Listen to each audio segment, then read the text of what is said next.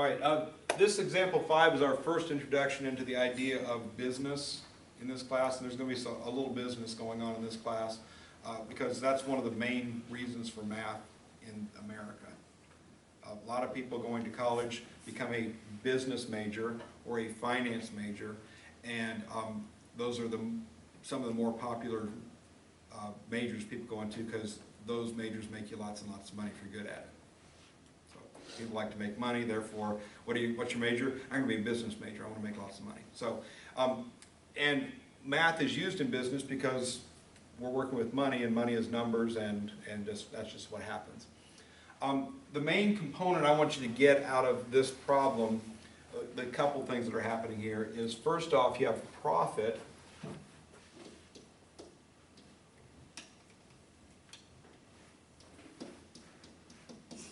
Is equal to revenue minus cost, and revenue is equal to price of an item,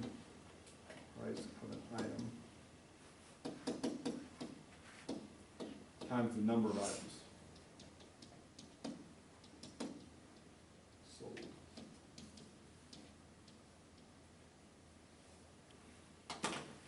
And sometimes price is a set price, like we're going to sell calculators for $37 each. You have a price like that. Or maybe you have a price based on how many things you sell. The more things you sell, maybe you sell it for less. Like you've seen like these t-shirt sales sometimes where if you buy 10 t-shirts, they cost $10 each. If you can get 20 t-shirts ordered, then they only cost $9 each, and so on, right? So there could be a variable price where the number of items sold can influence what the price is. So those two components there are going to happen in this problem. That's really the main idea of this idea of profit. So revenue is how much money you take in when you're trying to sell something. Cost is how much it costs you to produce that product. If you take what you take in minus what you spent, what's left over is called profit. We like profit to be positive if we're running a business because that means we can go like out to eat and do fun stuff with our time because we're making money, right? So that's the idea going on here. So Carolina has a wind chime business. I don't know why her name's Carolina, but that's what it was in the book. I'm going with it. But Carolina makes wind chimes to sell at the local street market. As Carolina produces a greater number of wind chimes, she can lower the price per unit. In other words, if she sells more things, she's going to sell them for less per item. Okay. The function v of x equals 48 minus 2x relates the price v to the number produced x. So first off, they're using the letter v for price. I don't know why they did that. I do know that most often where you're going to use a capital P for profit, I usually use the lowercase p for price. Maybe they're trying not to confuse you with two p's on board. So we're going to go with their system here in the book, which is v of x. So when they start giving you equations or functions, v of x equals, it's very important that you understand what those things represent. V is the price, the number produced is x. So make sure that when they give you some sort of equation that you make a connection to what these things mean. And notice that says v of x, this just says v. V of x is functional notation. So v of x is just v. X is just x. All right? So, for example, if she produces two things, she's going to charge $44 per item. Because 48 minus 4 is 44. If she produces three things, 2 times 3 is 6, 48 minus 6 is 42. She'll sell them for $42 each. If she produces 4 wind chimes, 2 times 4 is 8, 48 minus 8 is 40. She'll sell them for $40 each. So however many she produces, she's going to sell them for 48 minus 2 times that number of items. That's the price of each item. That's what this is. The price of an item is 48 minus 2x in this case. And again, that's known as a variable price because it changes. A fixed price doesn't change. If it says Carolina produces wind chimes, she sells them for $48 a piece. Then her price is $48. All right, but now we got a variable, it changes, so it's the variable price here. Next, it says the cost C of making X wind chimes can be represented with the function C of X equals 12x minus 64. Again, there's another function given to us. The cost C of making X wind chimes. X is still the number produced, right? We're producing X wind chimes, we're selling X wind chimes, right? And so again, we have a function, cost C of X wind chimes. That's also, it's a variable cost. The more she makes, the more it's going to cost her. If she makes one, it's going to cost her $76. If she makes two, it's going to cost her $88. If she makes three, it's going to cost her $100, and so on. So again, we can determine exactly how much it's going to cost her. All we have to do is know how many she's going to make, replace X with that, and work it out. We'll figure out how much she has to spend to get it, right? So how many wind chimes should she sell each week to maximize her profit? So, to maximize profit, that means I want to make a profit function. And profit is revenue minus cost. And they've given me cost, right? So I know what cost is. So I'm going to write that down real quick. So C of X equals 12X plus 64. That's my cost.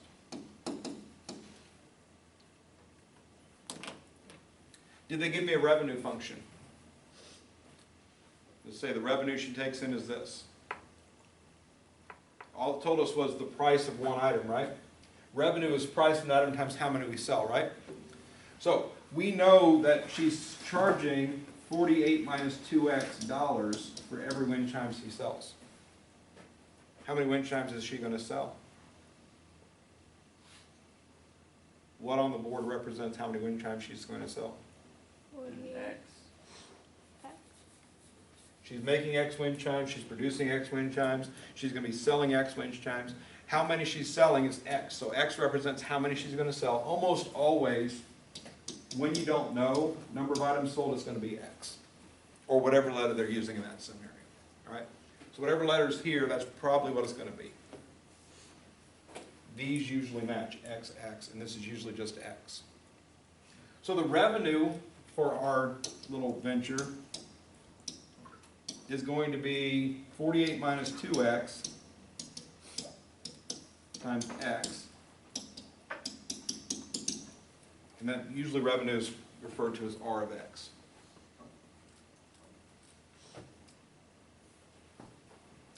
So R of x equals 48x minus 2x squared.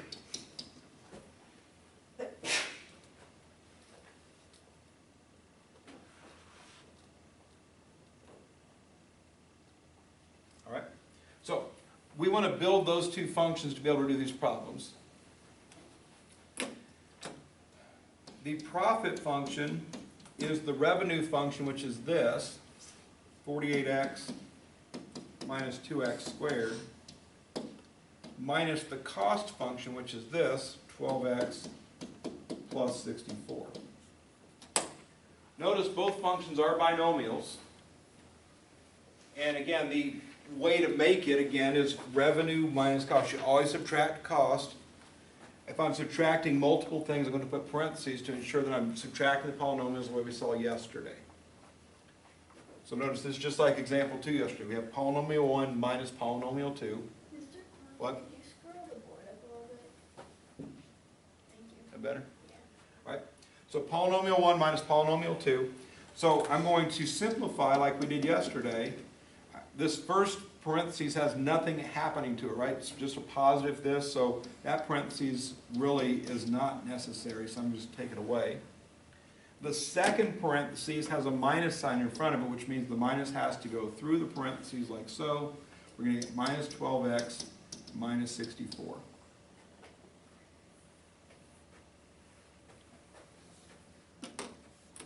So to complete my profit function, I'm going to combine like terms. 48x and negative 12x are like terms.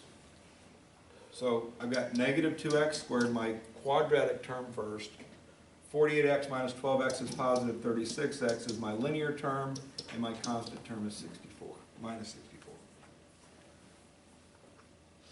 That represents her profit function for her business venture, based on everything she's planning to do with this business that she's got. All that work was done because it says how many wind chimes should she produce or sell each week to maximize her profit. She wants to make maximum profit. Every time she makes another wind chime, she's reducing the price. there is a point at which she's going to be charging nothing for wind chimes. If she sells 24 of them, 48 minus 48 is 0. So at some point she's going to make no money if she keeps doing this, right? So there's got to be this magic number of wind chimes to sell. And we're trying to find the maximum profit possible, which happens where? How do we find the maximum object in a quadratic function? Yeah, find Find the vertex. We want to find the vertex of this thing. We have two techniques to find the vertex. We've got the vertex form, and then we also have the vertex formula. The vertex formula, if you recall, says x of b is equal to negative b over 2a. So negative 36 over 2 times negative 2, this is b, this is a, right? So negative b, change the sign, 2 times a, 2 times negative 2. Notice that's just part of the quadratic formula. Okay, it just is. Negative b, 2a, and then you got that plus or minus the square root of b squared minus 4ac. The vertex formula just throws out that square root part of it, right? But it's the same things as that formula. Negative 36 divided by negative 4, it makes a positive 9. The question says, how many should she sell to maximize her profit? X represents how many she's making, so that's how many she wants to sell, so X would be the answer. So that answers the question, right? She should sell 9 wind chimes to maximize profit. Sell 9 wind chimes. The other question they may have asked, which they might ask in homework questions too, what is her maximum profit? Okay, this is my profit function, and I just figured out selling 9 wind chimes, x equals 9 gets me my maximum profit. So to find out what the profit is, I'm simply going to replace this x and this x with the number 9. So if I do p of 9 equals, I'm going to get negative 2 times 9 squared, which is 81, plus 36 times 9 minus 64. I just replaced x in the profit function with the number 9. I squared it, did it the first power, and I have a constant. So there's 9 squared, there's 9 to the first, that has no x on it. Negative 2 times 81 is negative 162. 36 times 9 is 4, carry the 5, 324, and then minus 64. Negative 162 plus 324 is positive 162. 162 minus 64 is $98. So Carolina's wind chime business, she's going to make $98 a week if she sells 9 wind chimes. Okay. So we should have 2 answers. Well, it didn't ask for that, but they might in the future. So again, it says how many should she sell? She should sell 9. But if it also says how much is she going to make, what is her maximum profit, then you want to find that also. So make sure you make a distinction as you're reading these problems. What do the letters represent? C is cost, R is revenue. They might have asked how much will it cost her to make these 9 wind chimes. Well, 12 times 9 is 108 plus 64 is $172 is how much it's going to cost her. How much money will she take in from her customers when she sells them? That's her revenue. 48 times 9 minus 2 times 9 squared, whatever that is. It's harder to do in my head, right? But the whole idea is, once you have these functions there, this and this and this, and once you do your vertex form, you find the magical value of x that makes this maximum profit occur. And we know, by the way, it's maximum. I forgot to mention that. It's a maximum because notice our quadratic term is negative, making our parabola turn upside down, so the vertex hits a maximum point. So that's why the vertex is representing maximum in that scenario. So that's the idea of the problem. It takes into account what we just did recently and then what we did back in chapter 2 with all the quadratic formulas and the vertex formulas and all that stuff. So